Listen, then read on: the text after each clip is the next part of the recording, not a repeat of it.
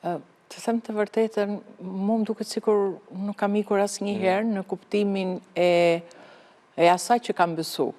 dhe atyre vlerave që unë i kam ndjek. Kur s'bija dakord me kryetarin e partisë, kam ndjek përsëri atë që unë kam besu se është rruga duhur. Më vjen mirë që koha më ka dhënë të drejtë. Sigurisht që tilla raste merr koston. Një kosto që nuk është se unë e kam llogarit fort, më bën shumë përshtypje edhe kur jam në studio të tjera, sepse i duket sikur unë kam qenë edhe gjatë këtyre 8 viteve të fundit në parlament, ndoshta nuk gabojnë sepse kam vazhduar që të jem aktive